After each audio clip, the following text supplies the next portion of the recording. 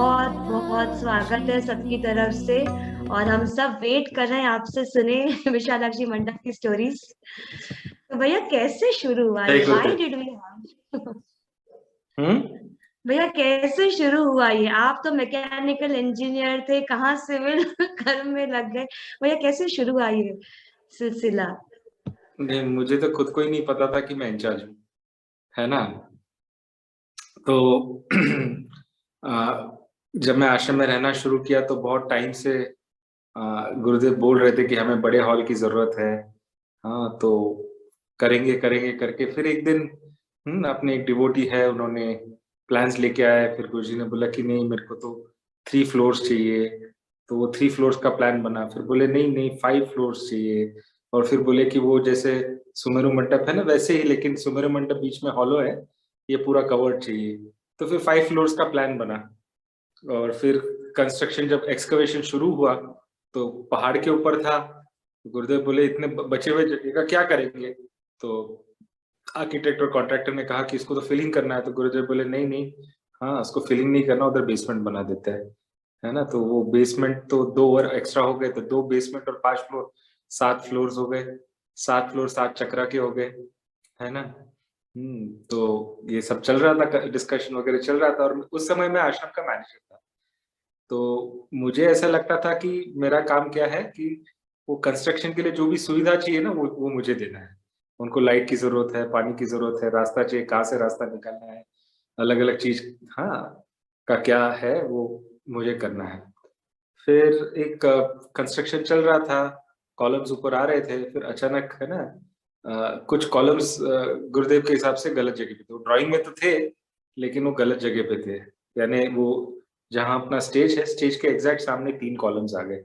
तो गुरुदेव बोले वो स्टेज के सामने तो कॉलम्स नहीं होना चाहिए, वहां तो ओपन एरिया होना चाहिए। तो उन्होंने आर्किटेक्ट को डांट लगाई, वो कॉन्ट्रैक्टर को भी डांट लगाई। 15-20 मिनट उनको थोड़ा बोले कि ये ऐसे कैसे है, आप इतना सिली मिस्टेक कैसे कर सकते हैं। ठीक है, हम मेरे से और लोग हो गया, लेकिन आप ऐसे ये कैसे डिजाइन कर सकते हैं, ये सब करके। फिर उनको डांट लगाने के बाद मैं गुरुदेव के पीछे खड़ा हुआ था, देख रहा था बस, मस्ती क्या हो रही है वगैरह। तो अचानक मेरे पास मेरे तरफ गुरुदेव मुड़ते हैं और बोलते हैं कि तुम क्या कर रहे थे, तुम तो इंचार्ज हो। तो मैं, है, मुझे तो पता ही नहीं है मैं इंचार्ज हूँ।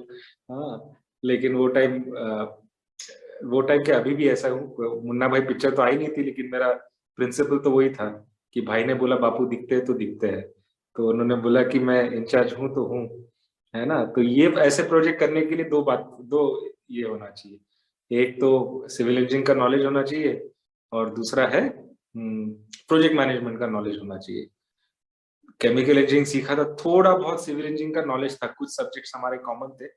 लेकिन फिर मैंने वो सिविल इंजीनियरिंग हैंडबुक मंगाई, उससे सब टर्म्स टर्मिनोलॉजी सब सीखा। हाँ, और सिविल इंजीनियरिंग तो सीख गया, लेकिन प्रोजेक्ट मैनेजमेंट इतना आसान नहीं होता है। और मैं तो सिर्फ 26 साल का था, तो बस चलते गए। हाँ, बस वही इससे कि गुरुदेव ने बोला, भाई ने बोला बापू दिखते हैं तो दिखते हैं, बस इंचार्ज हूँ तो इंचार्ज हूँ। और चैलेंजेस बहुत आए। कभी कभी वो अलग अलग लोग अलग अलग बातें करेंगे। फिर हमारे आर्टोलिंग में ऐसा है भी कि जो लोग प्रोजेक्ट में इन्वॉल्व नहीं रहते ना, उनके सबसे ज्यादा ओपिनियंस होते हैं कि ये करना चाहिए और ये नहीं करना चाहिए, ऐसे करना चाहिए, वैसे करना चाहिए। और जब आश्रम में लोग एडवांस कोर्स करने के लिए आते थे, बिल्डिंग बन रही देखते थे, तो सबके मन में वो भीतर का क्या बोलते हैं, आर्किटेक्ट या भीतर का डिजाइनर जाग जाता था, है ना। वो आर्किटेक्चर से और डिजाइनिंग से तो बहुत दूर थे, लेकिन जाग जाता था कि अरे इतनी बिल्डिंग, बड़ी बिल्डिंग हो रही, तो ये होना चाहिए, वो होना चाहिए। तो कुछ कुछ आइडिया तो एकदम बकवास थे, तो उनको मैं बोल देता था हाँ, ये तो हो ही नहीं सकता है, छोड़ दो। फिर कुछ आइडियाज ऐसे थी कि जिसको इम्प्लीमेंट कर सकते थे, क्योंकि आगे कंस्ट्रक्शन के आगे चलते चलते इसको इम्प्लीमेंट करना। कुछ आइडियाज अच्छी होती थी, लेकिन वो थोड़ा पीछे जाना पड़ता था कि 2 महीने पीछे जाएंगे, 6 महीने पीछे जाएंगे। तो हर सिचुएशन में पॉसिबल नहीं था कि पीछे जाओ, करो, सब करो। आइडियाज तो वेलकम है, सब कुछ है। हाँ, तो उन लोग को भी मैं बोलता था नहीं। तो पता नहीं कितने लोग जाके गुरुदेव को शिकायत करते थे, लेकिन शिकायत तो करते थे, है ना। तो गुरुदेव फिर हमारे को बोलते थे कि वो लोगों के सजेशन है, सुन लो, ये कर लो। अभी किसका सुने, कैसे सुने, है ना, और कितना सुने। हाँ, और कोई बोलेगा राइट जाना है, कोई बोलेगा लेफ्ट जाना है, जाना तो हमें सीधा है, अभी दोनों को पकड़ के कैसे सीधा जाए, है ना? तो वो सब संभालना, बैलेंस करना, फिर इतने सारे ओपिनियंस, इतना सारा सब कुछ आने लगा, फिर मैंने सोचा कि मैं इसके लिए कैपेबल हूँ नहीं। मैं तो वैसे केमिकल इंजीनियर हूँ और कैपेबल हूँ नहीं। क्यों? क्योंकि ये स्पेशलाइज़्ड टाइप का प्रोजेक्ट मैनेजमेंट वगैरह स्पेशलाइज़्ड टाइप का जॉब है। हाँ, सिविल इंजीनियरिंग तो मैं सँभाल लूँगा, लेकिन मैनेजमेंट इज़ लिटिल डिफिकल्ट। तो एक दिन बहुत परेशान हो गया, गुरुदेव को जाके कहा कि गुरुदेव मेरी सेवा बदल दीजिए। और उन दिनों जो भी गुरुदेव के पास जाता था, बोलता था मेरी सेवा बदल दीजिए, तो गुरुदेव उनकी सेवा 3-4 दिन में 1-2 वीक्स में बदल देते थे। तो मैंने ज़्यादा कुछ समझाने की कोशिश नहीं किया, प्रयत्न नहीं किया कि बस सेवा बदल दीजिए। तो गुरुदेव ये बात सुनते हैं और मेरे पास देखकर बोलते हैं, खबरदार, एक दिन पूरी दुनिया आएगी तेरे विरोध में हाथ पे तलवार लिए। तू उनके सामने खड़े रहने के लिए तैयार है? तो ये सब सुना मैं तो घबरा गया। मन में मैं बोल रहा हूँ कि मैंने तो सेवा बदलने की बात की थी, ये दुनिया और तलवार कहाँ से आ गई?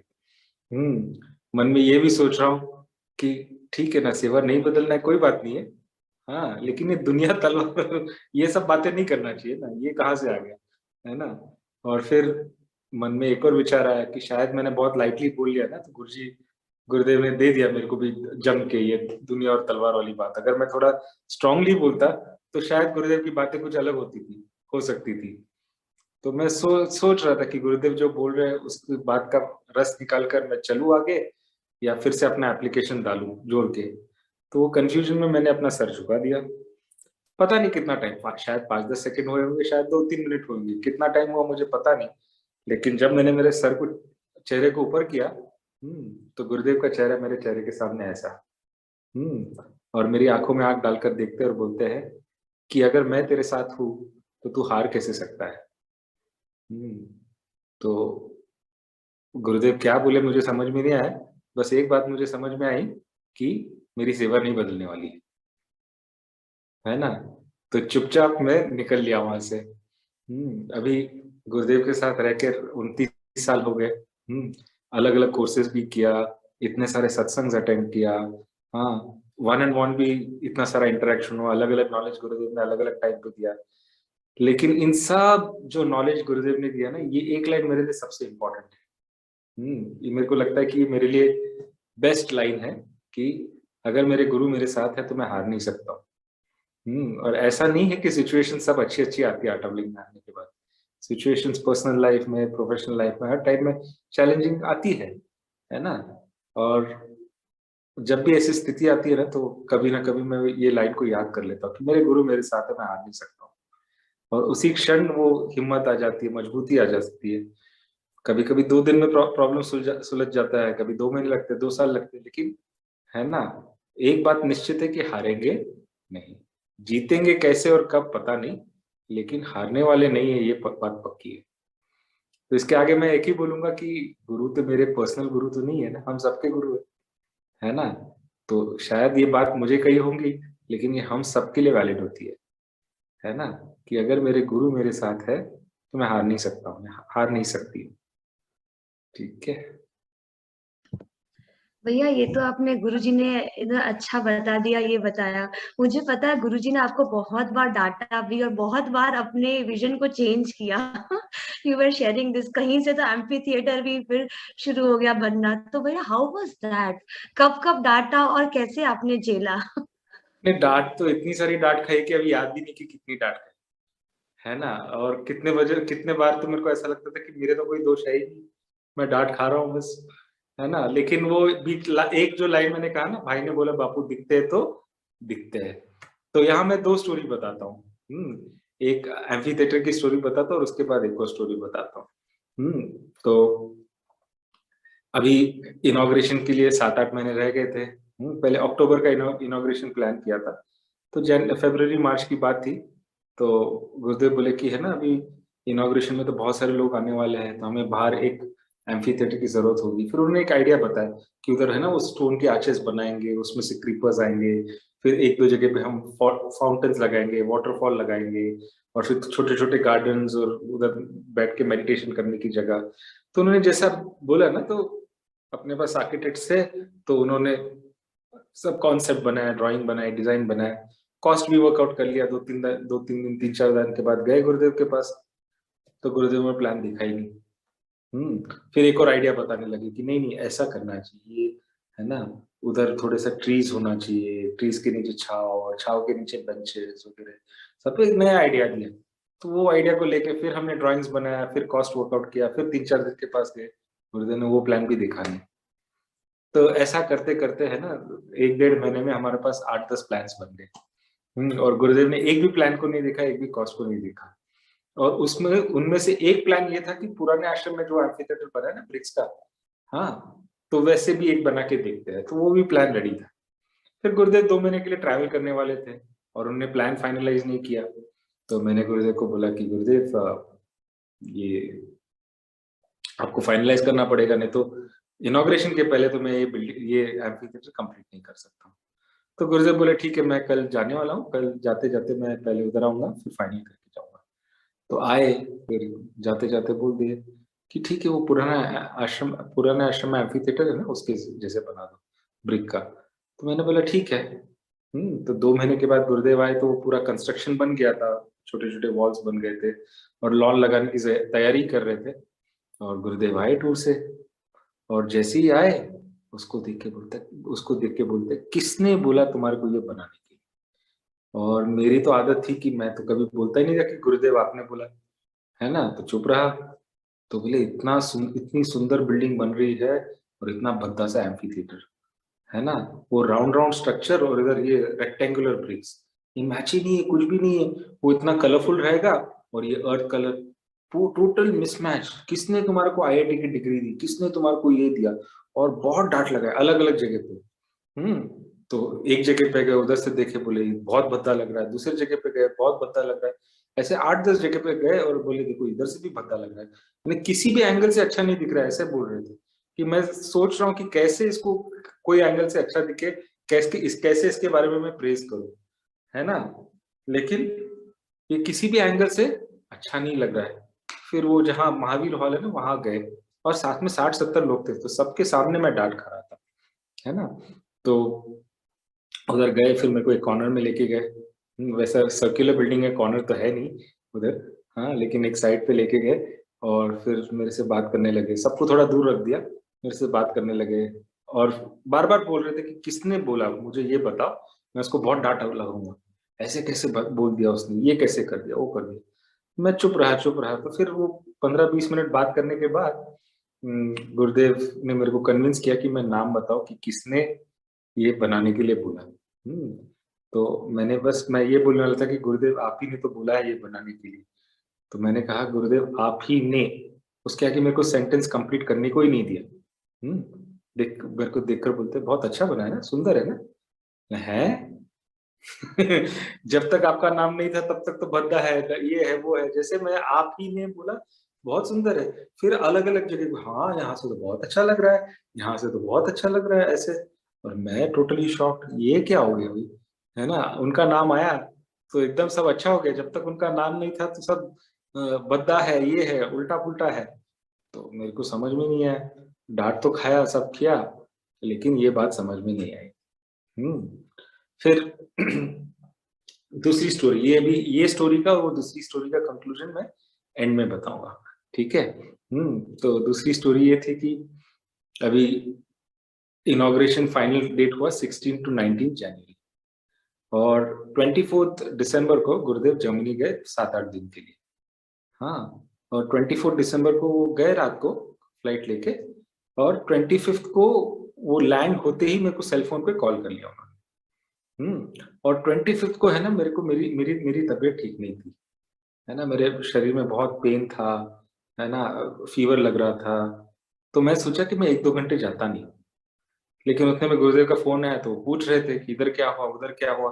तब तक कुछ कुछ खबर मेरे पास आ गई थी, तो वो जो खबर आई थी मैंने बताया। फिर कुछ एक ऐसी बात पूछी जिसके लिए मेरे पास जवाब नहीं था, तो बोले क्यों नहीं पता तुझे। तो फिर मैंने बताने की कोशिश की कि गुरुदेव मेरी तबीयत ठीक नहीं है। तो मैंने कहा गुरुदेव तबीयत ठीक नहीं, तो बोले कुछ भी हो जाए, नो एक्सक्यूज रूम में बैठने के लिए, तुम्हें उधर जाके काम करना है, देयर इज कोई एक्सक्यूज नहीं होगा, वो बिल्डिंग कंप्लीट करना है। बीमार हो, हाथ पैर टूट जाए, कुछ भी हो जाए, लेकिन वहां बिल्डिंग में अपना पूरा अटेंशन के साथ काम करना है। फिर भाई ने बोला बापू दिखते तो दिखते, पहुंच गए। हाँ, काम करने लगे, सब कर दे। लेकिन ये 2 घंटे में क्या हुआ कि मैं नहीं था और एक हमारे कारपेंटर से मिस्टेक हो गई थी। मिस्टेक तो थी छोटी, लेकिन उसको करेक्ट करने के लिए बहुत टाइम लगने वाला था।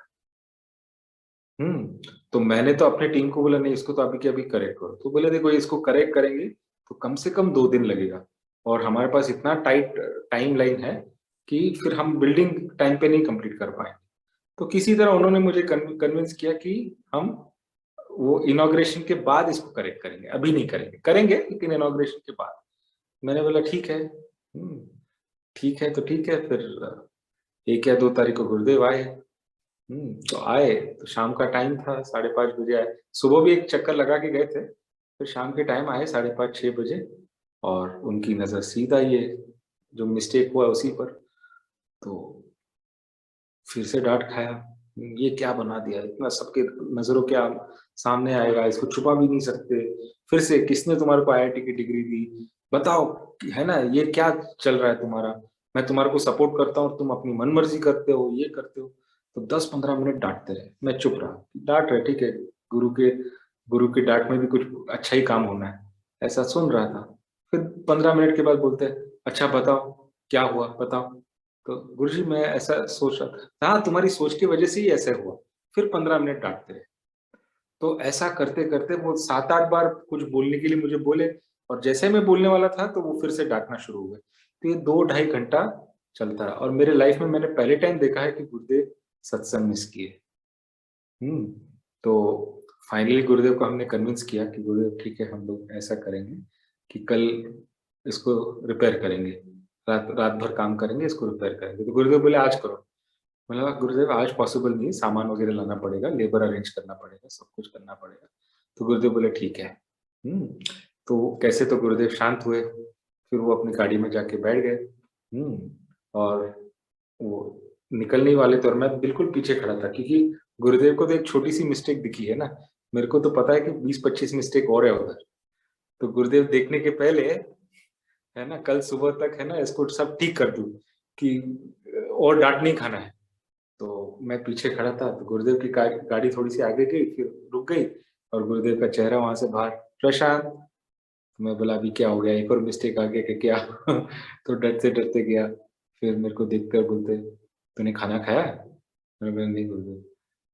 तो चलो खाना खाने के लिए। तो मैं तो बोला नहीं, अभी कार में तो नहीं बैठूंगा, और डांट वाट पब्लिक में तो इतनी डांट लग गई, प्राइवेट में भी लगेगी। मैं बोला गुरुदेव मैं बाद में खाऊंगा, ऐसा करके ये करके। बोले नहीं नहीं चलो बैठो। तो डांट कर फिर बोले बैठो। तो बैठ गया। वो आगे विनोद जी थे, गुरुदेव थे, और पीछे की सीट में मैं अकेला। और मैं अभी सोच रहा हूँ कि अभी और डांट लगेगी तो मैं क्या क्या बोलूंगा, कैसे करूंगा, है ना, कैसे हैंडल करना है। तो गुरुदेव पूरे कुटीर जाने तक कुछ नहीं बोले। फिर मैं गुरुदेव के साथ गया, उनकी उनका आसन उनके रूम में रखा, और गुरुदेव नहाने चले गए। तो मैं भी अपने रूम में आया नहाने के लिए, कि मैं नहा लेता हूँ। जैसे मैं मेरे बाथरूम से बाहर निकला, तो एक आश्रमाइट वहां था, बहुत सीरियस आवाज से बोल रहा है गुरुदेव बुला रहे। तो मैंने उसको पूछा गुरुदेव का मूड कैसे है, क्या है। तो फिर सीरियस चेहरा बना लिया, बोलता है गुरुदेव बुला रहे। मैं बोला ये भी कोई, है ना, ज्यादा एनकरेज नहीं कर रहा है। तो डरते डरते गया, कुटिर गया। तो बाहर के रूम में 7-8 लोग बैठे थे, सब सीरियस। और जब आपको डांट लगती है ना, तो कोई आपसे कनेक्टेड नहीं दिखना चाहता, क्योंकि उसको भी डांट पड़ जाए तो, है ना। तो सब अपनी दूरियां बना के रखे थे। पता चला गुरुदेव अंदर के रूम में खाना खा रहे। तो मैं बाहर के रूम में बैठा था। ये 2-3 मिनट के बाद अचानक गुरुदेव की आवाज आई, प्रशांत। तो मैं बोला चलो। हाँ, गुरुदेव खाना खा रहे, मैं डांट खाऊंगा। मैं डरते डरते गया अंदर। हाँ, तो गुरुदेव खाना खा रहे थे, मैं देखा, तो मैंने अपना सर झुका लिया। और मैं यही सोच रहा था कि अभी क्या डांट मिलने वाली, क्या होने वाला है, क्या नहीं। और बहुत टाइम है ना, 5-7 मिनट हो गया, मैं ऊपर चेहरा निकाल के उठा के भी देख नहीं रहा हूँ, क्योंकि खाते खाते डांट लिया तो और गड़बड़ हो जाएगी। तो चेहरा झुका के रख दिया था, और मेरा मन तो उधर था ही नहीं। वो तो काम पे था, डांट खाने पे था, सब जगह पे था। तो अचानक मेरा ऐसा था कि चेहरा तो झुका हुआ था, मेरे सामने ऐसे प्लेट आई खाने की, खाना रखा हुआ था, और ऊपर चेहरा करके देखता तो गुरुजी के हाथ में वो प्लेट थी। हाँ, देखकर बोलते खाओ। मैं बोला नहीं गुरुजी, मैं ना मेरे रूम में जाके खाऊँगा। मेरा था कि खाना खाऊँगा, शांति में खाऊँगा, इधर तो बहुत प्रेशर है, टेंशन है ना? तो गुरुजी बोले खाओ, खाओ। मैंने कहा नहीं गुरुजी मैं रूम में जाऊँगा। खाओ बोला ना, तो फिर मैंने प्लेट लिया, खाना शुरू किया, तो बोले बैठ के खाओ। तो बैठ गया और मेरे प्लेट में जो-जो खत्म हो रहा था ना, गुरुदेव उसको वापस डालते जा रहे थे। तो 10-15 मिनट हो गए, अभी मेरा था कि लास्ट थोड़ा-सा पार्ट तो शांति में खाऊँ, गुरुदेव उधर ही खड़े हैं, ये है और अच्छा नहीं लगता ना कि गुरुदेव को इतने सारे काम है, इनॉग्रेशन से सिर्फ 10 दिन पहले की बात है, इतने सारे काम है, इतना सारा इन्विटेशंस देना है, सब कुछ करना है, तो वो भी ठीक नहीं लग रहा था। तो फिर मैंने गुरुदेव को बोला कि गुरुदेव मेरा तो हो गया, गुरुदेव बोले ठीक है खाना खत्म करके बाहर आओ, तो गुरुदेव बाहर चले गए, मैंने खाना खत्म किया, प्लेट धोया और जैसे ही मैं बाहर के कमरे में गया ना, तो कभी-कभी आप कमरे में एंटर करते तो पता चलता है ना उधर का टॉपिक चेंज हो रहा है, बातों का टॉपिक चेंज हो रहा है। तो वही मेरे को अनुभव हुआ कि जैसे मैं एंटर किया ना, गुरुदेव बोले कि प्रशांत तो इतना मेहनत कर रहा है पता है, वो दिन-रात एक कर रहा है बिल्डिंग बनाने के लिए ये। तो ऐसे मेरी बहुत सारी प्रेज़ करते रहे 4-5 मिनट और उसके बाद अचानक बोलते हैं, तुम्हारे को पता है वो कभी कोई गलती नहीं करता। मैं बोला हैं? गलती नहीं करता तो ढाई घंटे क्या खाया मैंने? हाँ, और और अगर गलती किया है और डाँट खाया है, तो यहाँ ये क्या बोल रहे हैं? मैं पूरा कन्फ्यूज़्ड हो गया, है ना? और इमोशंस तो वैसे ही बहुत ज़्यादा थे, तो आँसू ऑलमोस्ट निकल रहे थे और गुरुजी प्रेज़ को बिल्कुल गलती नहीं करता है, इतना अच्छा है, इतना ये है। मैं एकदम परेशान हो गया, तो गुरुदेव मेरे पास देखते हैं, उनको समझ में आया कि क्या हो रहा है। मेरे को बोलते देखो बाहर दरवाजे पे कोई है ना? तो मैं बाहर दरवाजे पे गया तो वहाँ तो कोई था नहीं, मैं टर्न होके बोलने ही वाला था। फिर मेरे को शायद ऐसा लगा कि गुरुदेव ने बोला होगा यानी इंडिकेशन दिया होगा रोना है तो बाहर जाके रो, है ना? अंदर मत रो। तो मैं चुप से दरवाज़ा बंद किया, उधर से मेरा रूम बहुत पास था, कैसे तो अपने टीयर्स बाहर भी बहुत सारे लोग खड़े थे, नीचे, ऊपर कुटी के बाहर नहीं थे लेकिन नीचे रुके हुए थे। तो कंट्रोल करते-करते अपने रूम में गया, अपना रूम का अंदर से कुंडी लगाया और कुंडी लगाते होने के बाद गंगा, जमुना, सरस्वती, नर्मदा, कावेरी जो भी नदियाँ थी सब बहने लगी, है ना? बहुत रहा है, 40-50 मिनट रोता रहा। फिर फिर जब शांत हुआ तो मैंने बोला चलो आगे और डाँट होने के पहले अभी बाकी का काम कर लो, रात के 10:30 बज गए थे। हाँ, तो बाकी का काम कर लेते हैं अभी, है ना? तो जैसे मैं रूम से बाहर निकला तो गुरुदेव मेरे पास देखते हैं एक वो लड़का फिर से आया था। बोले गुरुदेव ने बोला कि आज तुम काम उधर साइट पे नहीं जाओगे। तो मैं बोला नहीं मेरे को तो जाना है, मेरी तो जान लगी हुई है वहाँ। ना डाँट नहीं खाना है मेरे को। मैंने बोला मैं ही तो जाऊँगा। तो बोले हाँ, गुरुदेव ने यही बोला कि तुम इंसिस्ट करो कि जाना है, तो उसको बोलना कि मेरे से इंटरकॉम में बात करे। तो मैंने इंटरकॉम से पे गुरुदेव से बात किया। गुरुदेव मेरे फ़ोन के लिए रुके थे, ऐसा लग रहा था। जैसे उठाए, हाँ, तुम आज उधर साइट पे नहीं जाने वाले हो। मैं बोला नहीं गुरुदेव बहुत ज़रूरी काम है, वो तो अभी 10 दिन पे ही आ गया सब। मैं तो बहाने बता रहा हूँ ना बना रहा हूँ। ये नहीं बताना चाहता हूँ कि मिस्टेक्स हो गई बहुत सारी। है तो मैं तो बहाने बना रहा हूँ। तो तो गुरुदेव बोले नहीं ये 4-5 लोग आज आए हैं, उनको कुछ सेवा नहीं है, तुम उनको समझाओ। मैं यही सोच रहा हूँ 4 साल से मैं बिल्डिंग बना रहा हूँ। अभी 10 मिनट में मैं इनको क्या समझाऊँ कि ये काम करना है, ये काम करना है। गुरुदेव बोले नहीं ये 4-5 लोग सब काम करेंगे। मैं ठीक है, वो नीचे आए उनको जो-जो करना था भेज दिया। मेरी टीम बाकी टीम उधर थी तो उनको बोला कि ये काम तुम कंप्लीट कर लो, ये सब कर लो। अभी ऐसा है कि जब वो बीमार हुआ था ना तो हल्के से बुखार था, लेकिन गुरुदेव ने बोला काम करना है, तो अगले 7-8 दिन में मेरी तबीयत इतनी खराब हो गई थी कि मैं दिन के है ना 20 से 25 गोलियाँ खा रहा था अलग-अलग। और मैं वैसे चाय पीता नहीं हूँ, लेकिन दिन में 10-10 कप चाय पी रहा था, ताकि वो शरीर में वो एनर्जी बने रहे, है ना? तो ये सब करते हुए वो सब काम चल रहा था और उसमें वो गुरुजी मेरे को डाँट रहे थे, है ना? तो ये सब हुआ, बिल्डिंग बन गई, सब कुछ हुआ। जब लास्ट दिन इनॉग्रेशन का था 19 तारीख का, तो हेमा मालिनी का डांस था। डांस के बाद गुरुदेव ने बोला कि जितने लोग वो कंस्ट्रक्शन में काम किए ना, मैं उनके साथ खाना खाऊँगा, है ना? तो हम 50-60 जितने भी लोगों की टीम थी, गुरुदेव के साथ बैठे, खाना खाए, और गुरुदेव ने हमारे साथ बहुत हँसी-मज़ाक की। फिर मेरा हाथ पकड़ के अपने कुटीर ले गए। तो मैं अकेला था कुटीर में उनके साथ। मेरे को पूछते कि बिल्डिंग बनाने में कितना खर्चा हुआ? मैंने बोला गुरुदेव इतने सारे करोड़। तो बोले बिल्डिंग तो बन गई, लेकिन ये पैसे तुम्हारे ट्रेनिंग में लग गए। बोला है, मेरे ट्रेनिंग में इतने सारे पैसे लग गए, बिल्डिंग तो बन गई ठीक है, लेकिन मेरे ट्रेनिंग में इतने सारे पैसे। तो मैं गुरुदेव को ऐसा देख रहा था, मैं पूछने ही वाला था कि ये क्या बोल रहे हैं आप। तो गुरुदेव बोले देखो तुम 6 महीने से सोए नहीं, अभी जाके सो जाओ, है ना। और उसके बाद जब जब मैं बात करने गया ना, तो गुरुदेव देखते ही नहीं थे मेरे पास, बात ही नहीं करते थे। और फिर 3-4 महीने के बाद, 6 महीने के बाद मैंने देखा कि कंस्ट्रक्शन करने के पहले मैं कैसे था, मैं एकदम एरोगेंट था, है ना। लोगों से बात कैसे करना पता नहीं था, प्रोजेक्ट मैनेजमेंट, लोगों को मैनेजमेंट तो बिल्कुल नहीं आता था, है ना।